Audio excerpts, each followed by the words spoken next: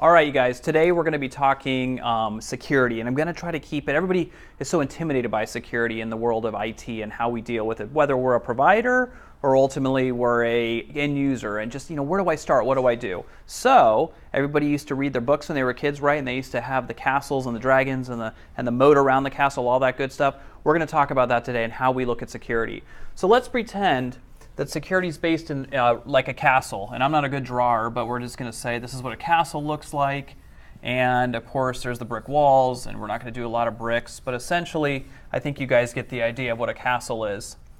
So outside the castle we have this thing called the moat, and alligators live in the moat. Oh god, that's not a good alligator. Anyway, and they're the ones who protect you from getting inside the castle through that castle door, which got a big iron door across it, right, with a big lock. There it is. Okay. So the way we look at security is like this. From the outside getting in, this is the network. So when we talk about security, we talk about network security. Oop. Remember, my spelling and handwriting is not the best. But it's what we do that we talk about inside the company or inside the castle that's most important to companies and how we deal. So inside a castle, what do we have these days? We have the princess and the prince. There they are.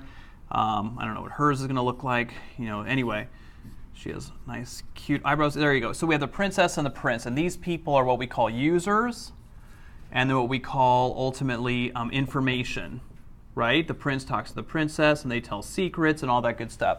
So inside the castle walls, when we talk about security, we talk about users and information security. So outside network security, inside systems and user security, information security, ultimately driving up to what we call compliance. And every industry is different, but compliance is the big topic right now going on in the industry. For things like GDPR, to how we deal with things in biotech or healthcare or finance or whatever it may be. But information and user security is where I think most companies need to start.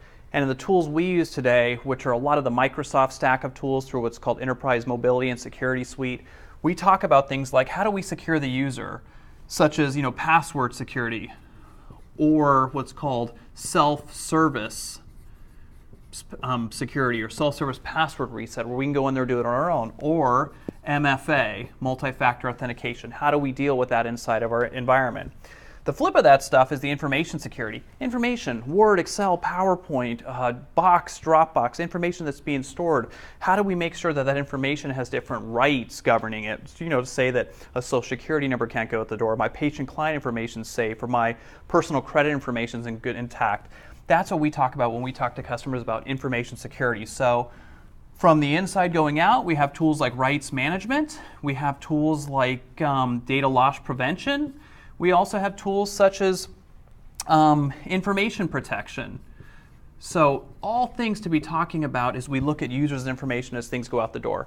But super important topics, and then there's sort of the other stuff, threat protection from the outside, but super important topics that we think people need to be thinking about for these people, the prince and princess and all the knights and the shining armor, who are inside of the castle walls, the place where we live as an organization. So to keep information security or security in general simple today, that's what we've done. We kind of take the castle analogy, put it to work, and ultimately make sure that these people are doing the right thing in our own companies and our own ecosystems. Thanks, guys.